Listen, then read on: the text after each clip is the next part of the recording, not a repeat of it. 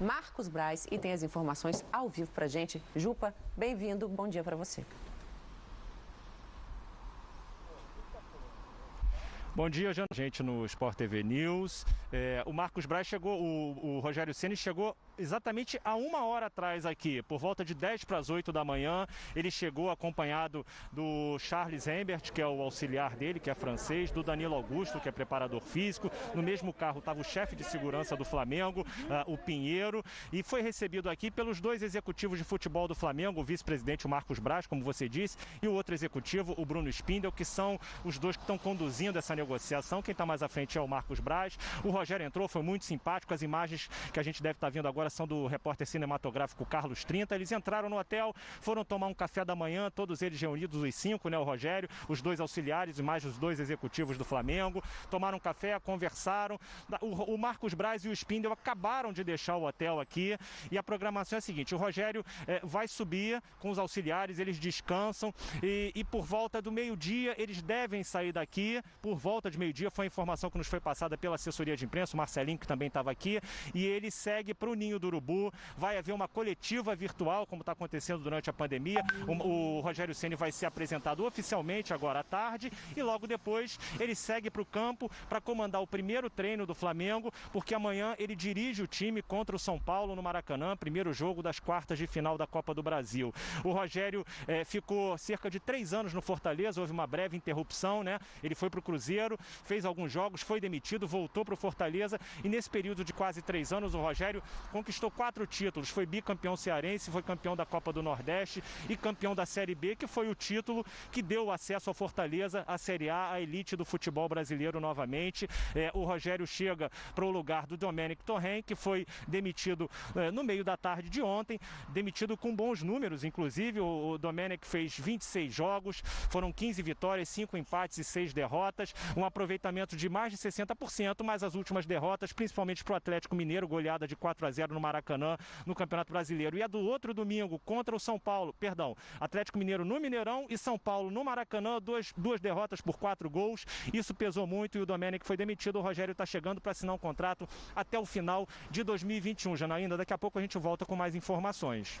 Isso aí, Jupa. Já já eu chamo você de volta aí no hotel onde está hospedado o novo técnico do Flamengo, que deve ser anunciado oficialmente mais tarde. Hoje ainda já deve comandar o primeiro treino. Rogério Ceni já está no Rio de Janeiro. Daqui a pouco eu volto a falar sobre isso, sobre a saída de Domènec Torrent e também sobre a saída de Eduardo Cudê do Internacional e muito mais para vocês. Agora a gente fala de seleção brasileira, que começou a preparação para encarar a Venezuela pela 3ª rodada das eliminatórias para a Copa na sexta-feira.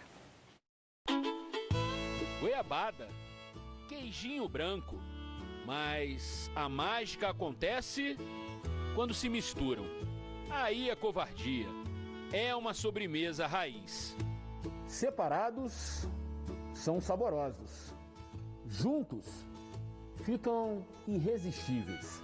No cardápio do Tite também tem uma outra dupla que se completa. Felipe Coutinho e Neymar são presença constante em qualquer convocação e quase sempre são titulares. Nesses 4 anos e 5 meses de Tite, Coutinho esteve em 46 dos 50 jogos do técnico. Foi quem mais jogou. Neymar participou menos, 33 vezes. Contra a Venezuela, será a primeira partida oficial do técnico sem os 2. Coutinho foi um dos 5 cortados depois da lista anunciada. E Neymar se apresentou machucado e talvez só entre em campo contra o Uruguai. Curiosamente, o aproveitamento de pontos com ou sem o camisa 10 não muda muito na era Tite. 79,7% contra 76,4%. Melhor para a seleção, porque os desfalques serão constantes nesse calendário apertado por causa da pandemia. É uma situação muito difícil que a gente vem passando. As lesões elas vão acontecer, né? Vão ter jogadores infectados pelo Covid também, enfim, e a gente precisa ter peças para suprir essas ausências, né? Hoje, a seleção terá todos os 24 convocados na Granja Comari. E o Tite vai começar a procurar uma outra dupla, ou um trio, para esses últimos jogos em 2020. Se ele quiser, pode pensar saboreando a nossa dupla, que é só alegria na hora do almoço.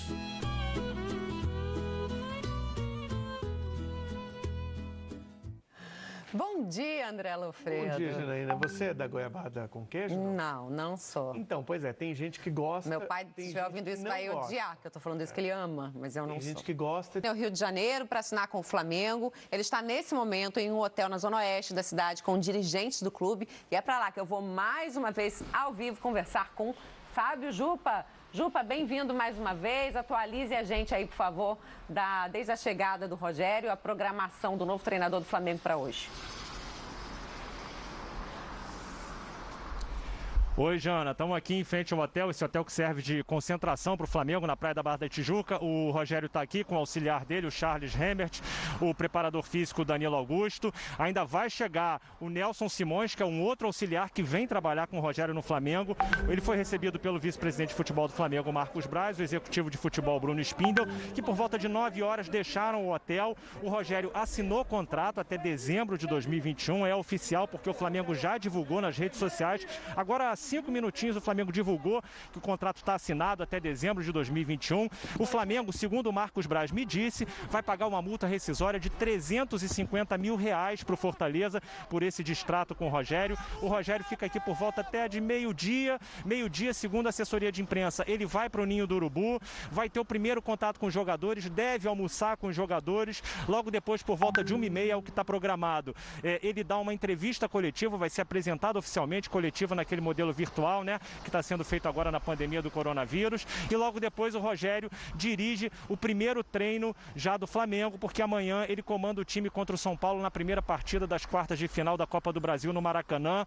Ontem à noite, a situação do Rogério foi definida ontem à noite, ele estava lá em Salvador com a delegação do Fortaleza, que na quarta-feira enfrenta o Bahia pelo Campeonato Brasileiro. O Rogério se despediu dos jogadores, o Fortaleza inclusive publicou um post nas redes sociais do clube agradecendo pela passagem de quase 3 anos do Rogério. Foram 4 títulos, um bicampeonato cearense, um título da Copa do Nordeste, o título da Série B, que trouxe o Fortaleza de volta à elite do futebol brasileiro. Além disso, o Rogério deixa um legado lá de infraestrutura, de planejamento do clube. Ele virou ídolo, o Rogério é um ídolo hoje no futebol do Fortaleza, e ele chega para assumir o time. E logo depois, o Rogério, depois do primeiro treino, ele já se reúne com o pessoal, continua no Ninho do Urubu, deve voltar depois aqui para o hotel, onde ele vai ficar nesse período, e amanhã ele comanda o primeiro jogo como técnico do Flamengo contra o São Paulo. Agora a gente vai assistir uma reportagem do André Galindo sobre a despedida do Domenech Torren do clube. A notícia pintou no celular no meio do expediente. Após goleadas sofridas no Brasileiro, o Flamengo decide pela saída de Domenech Torren. Realmente pegou de surpresa, né? Reação imediata. Feliz, muito feliz. Cara, o Flamengo fez um grande negócio. Parece que ele tá mexendo mal no time também, né? É compreensível, né, a demissão dele. Do anúncio da contratação em 31 de julho, através de um vídeo. Olá, sou Dome, estou muito feliz por fazer parte desta grande nação. Vamos lutar por ganhar títulos. Até o comunicado da demissão, nesta segunda-feira, dia 9 de novembro, se passaram 102 dias. Um período curto, intenso, cheio de altos e baixos, em que os erros pesaram mais do que os acertos contra o treinador espanhol. A balança de Domi parecia pesar a favor no começo, quando declarou na primeira entrevista coletiva que ia respeitar o trabalho de Jorge Jesus e mudar pouco a pouco. Só que a prática não acompanhou o discurso. Logo de cara, mudança de esquema tático. Escalou 3 zagueiros, improvisou. Por exemplo, Rodrigo Caio na lateral direita, na derrota por 3-0 para o Atlético Goianiense. Domi também pôs jogadores importantes no banco. Um dos erros cometidos pelo Domenech foi não dar continuidade a um trabalho que tinha sido muito bem feito ano passado e que tinha dado certo, ainda mais sem muito tempo para treinar. Após o começo ruim, alguns pontos pesaram a favor do espanhol. Sob o comando do técnico, o Flamengo garantiu as classificações para a próxima fase da Libertadores, em primeiro do grupo, e da Copa do Brasil. Com problemas de Covid e lesões, Domi lançou mão de jovens atletas, como o zagueiro Natan e o goleiro Hugo Souza, que se destacou ao ponto de passar de quarto na posição para titular. O Flamengo conseguiu uma sequência de 12 jogos de invencibilidade. O rendimento no setor ofensivo foi bom, principalmente com Pedro, que assumiu após a lesão de Gabigol. Ele deu muita atenção ao ataque, que realmente funcionou, mas deveria ter dado mais atenção ainda ao sistema defensivo. Aí a balança foi cruel para o treinador. O time tem a pior média de gols sofridos desde 2014. Com Domi, foram 8 duplas de zaga diferentes. O Flamengo tem a segunda pior defesa do Brasileirão, à frente apenas do Goiás, o lanterna. Ele não dava sequência para uma dupla de zaga se firmar como titular do Flamengo. Então era um trabalho ainda ruim à frente do Flamengo. Para completar 2 goleadas seguidas na Série A. No Maracanã, 4-1 para o São Paulo, adversário de amanhã pelas quartas de final da Copa do Brasil. E domingo, no Mineirão, 4-0 para o Atlético Mineiro. Na entrevista após a derrota, Domi disse que nada iria mudar para ele, que confiava no trabalho que estava fazendo. Só que parte do elenco, dos funcionários do futebol do clube e dos dirigentes já não confiavam. O peso ficou insustentável. O treinador se despediu numa postagem em rede social, agradeceu ao clube e disse que a torcida ficará no coração. O aproveitamento até que foi bom, acima de 60%, mas o desempenho no geral foi irregular. Se a decisão está certa ou errada, eu acho que só para frente que a gente vai poder dizer, né? Ano passado fez isso no meio da temporada e deu muito certo. Domi vai embora sem tempo para deixar saudade.